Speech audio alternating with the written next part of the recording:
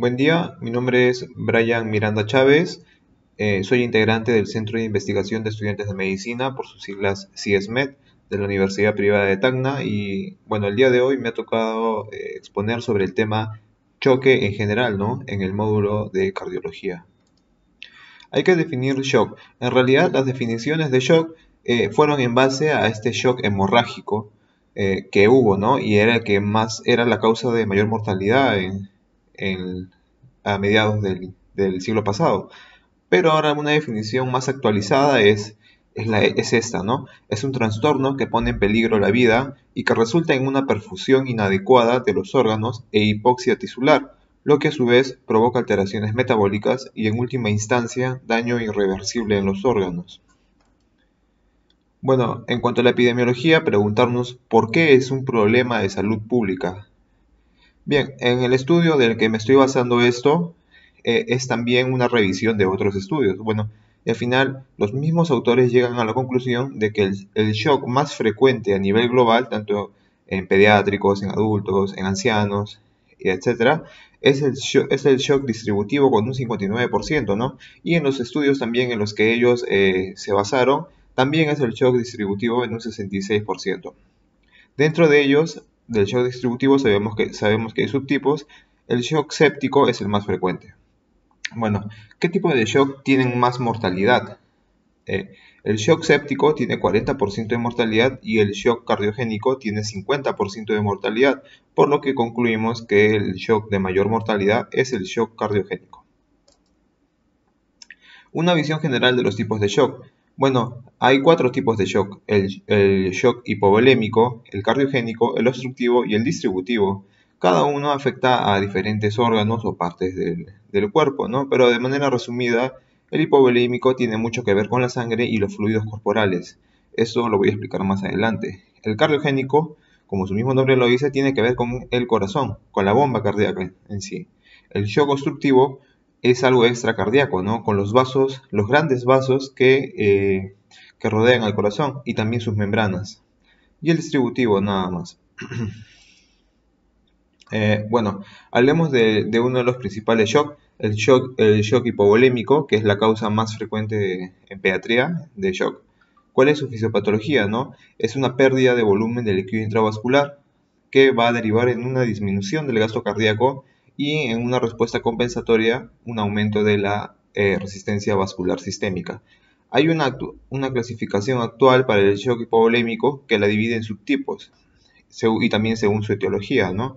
Hay un shock hemorrágico sin lesión de tejidos blandos.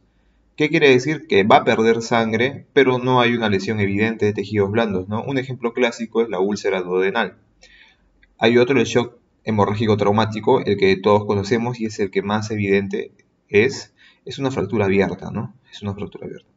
También el shock hipovolémico estricto, en el que solamente pierde fluidos corporales y es evidente en la diarrea y vómitos. También el shock hipovolémico traumático, ¿no? Los grandes quemados que pierden plasma. Bueno, estos son los cuatro tipos de shock. Hay que tenerlos muy en cuenta. La clínica se va a aparecer en la mayoría de los tipos de shock, pero vale mencionarla. En cuanto a características clínicas está el pulso débil, taquicardia, taquipnea, hipotensión. En cuanto al examen físico, hay extremidades frías, pulso y llenado capilar lento, la piel es poco turgente y mucosas secas. Bien, ahora hablemos del shock distributivo, ¿no? El shock distributivo, como su mismo nombre dice, es una redistribución del líquido corporal debido a vasodilatación con o sin fuga capilar. Posterior a ello, una redistribución del líquido del compartimento intravascular al extravascular. Lo resaltante del shock distributivo es que el primer mecanismo que aparece es una vasodilatación generalizada, ¿no?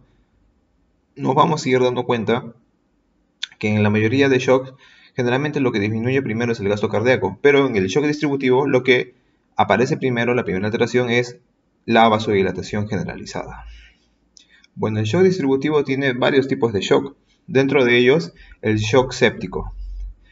Brevemente lo definimos en tres puntos, ¿no? Que es una presión arterial media, me equivoqué, que es menor de 65, a pesar de una adecuada reanimación con fluidoterapia.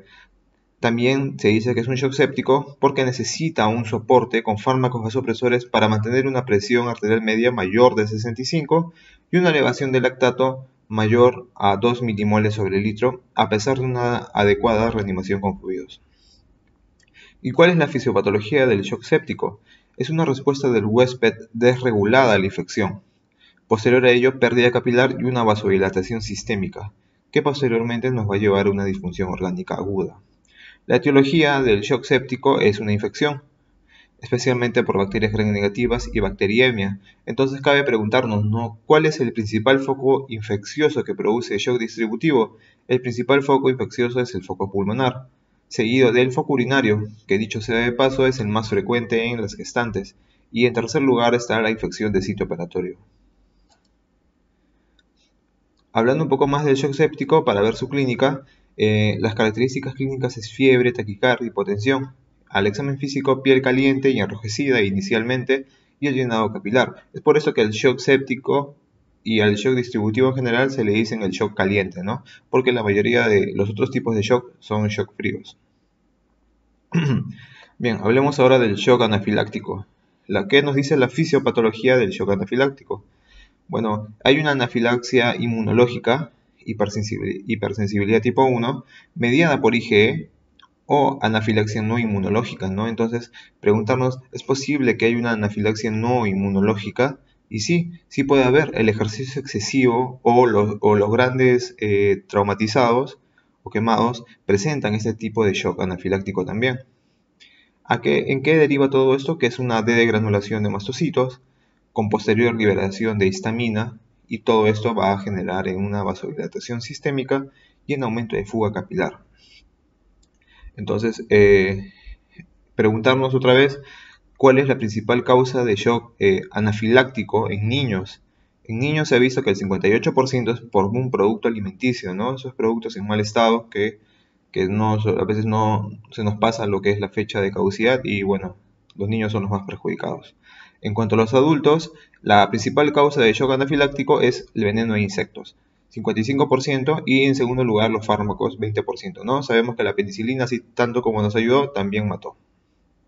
La clínica, el shock anafiláctico es de inicio rápido de síntomas, minutos a horas, y se caracteriza por taquicardia, taquipnea, hipotensión, urticaria, broncoespasmo, edema, laringio, angioedema e hinchazón de lengua. Es por eso que si vemos a un paciente con la lengua toda edematizada, no hay que dudar en administrarle adrenalina, ¿no? Porque este shock tiene una alta mortalidad y es muy rápido. Bueno, hablar también de otro tipo de shock que forma parte de este grupo de los distributivos es el shock neurogénico. ¿Cuál es la fisiopatología? Es un daño de las vías autónomas. Hay una pérdida del tono vascular simpático que va a derivar en un tono vagal sin oposición. ¿Qué quiere decir un tono vagal sin oposición? Sabemos que el tono vagal va a producir una bradicardia y una vasodilatación periférica y no va a tener una regulación, ¿no? Y entonces todo esto va a culminar en un acúmulo de sangre periférica. ¿Cuál es la principal lesión del shock neurogénico? Es una lesión de la médula espinal, la más común, también una intervención quirúrgica lumbar y isquemia cerebral como otras causas. La clínica, las características clínicas son bradicardia, hipotensión, piel enrojecida. Shock obstructivo. Bueno, la fisiopatología del shock obstructivo es una obstrucción del corazón o de sus grandes vasos. Ojo que cuando digo obstrucción del corazón me refiero a las membranas que rodean al corazón, ¿no? Al shock obstructivo se le conoce también como el shock de disfunción diastólica, porque no dejan que el corazón se expanda lo que debería expandirse. Y con esto afectan el llenado y después el gasto cardíaco, ¿no? Entonces lo que nos dice acá es que hay una incapacidad del corazón para hacer circular la sangre y disminuye el gasto cardíaco. Y como respuesta compensatoria sabemos que siempre se va a aumentar la resistencia vascular sistémica. La etiología, tenemos un síndrome de compresión de la vena cava, un neumotórax de tensión, un taponamiento pericárdico, una ventilación con PIB alto también. La clínica nos dice que hay un pulso débil, taquicardia, hipotensión al examen físico, extremidades frías y húmedas, llenado capilar lento e ingurgitación yugular. Finalmente, el shock cardiogénico. La fisiopatología del shock cardiogénico tiene que haber un evento subyacente que causa disfunción en el corazón, ¿no? O sea, en el shock cardiogénico se daña la misma bomba cardíaca y va a terminar en una insuficiencia cardíaca, que es la incapacidad del corazón para bombear sangre. Entonces, si tenemos un corazón incapaz, va a disminuir el gasto cardíaco y la presión arterial, y posterior a ello va a activar todos sus mecanismos reguladores, ¿no? Entre ellos el más conocido y el que seguramente ya todos conocemos es el sistema renina-angiotensina-aldosterona, que va a aumentar la volemia y también va a aumentar la presión arterial. ¿Todo esto en qué deriva? Todo esto va a derivar en una perfusión insuficiente hacia los órganos periféricos. La etiología del shock cardiogénico, la más frecuente, es el síndrome coronario agudo, ¿no? O sea, los infartos agudos de miocardio. También en menor frecuencia la miocardiopatía, la miocarditis y la farmacotoxicidad. La clínica del shock cardiogénico es un pulso débil, taquicardia, hipotensión, disnea, alteración del sensorio, dolor en pecho, palpitaciones, arritmias.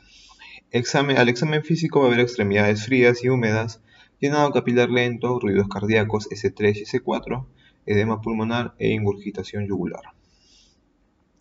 Bueno, entonces cabe preguntarnos, ¿no? Porque la clínica de los shock es similar en sí, es casi similar. Entonces, ¿cómo diferenciamos los tipos de shock?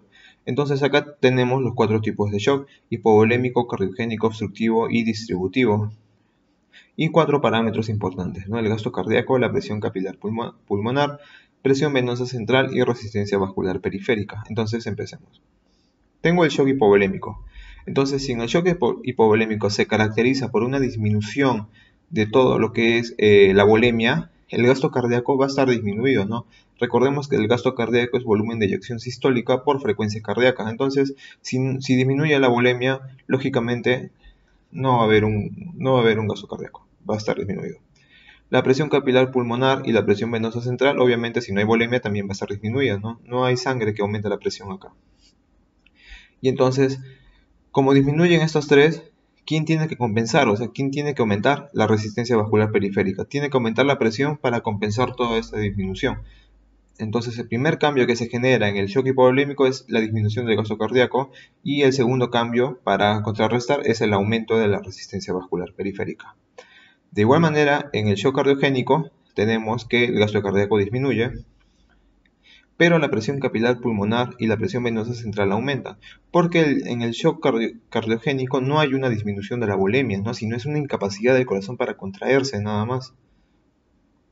Entonces, la diferencia aquí va a estar en que no va a haber un excedente de líquido en el shock cardiogénico, y en el hipovolémico va a haber un déficit, ¿no? Es por eso que al shock hipovolémico se le conoce como un shock seco y al shock cardiogénico como un shock húmedo, porque aparte de este shock va a cursar con edema pulmonar, porque vemos que la presión de capilar pulmonar va a estar aumentada.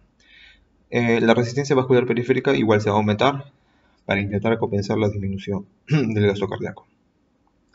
El obstructivo es también conocido como el shock de la disfunción diastólica, porque sabemos que se alteran los grandes vasos y no van a dejar que el corazón se relaje como debería.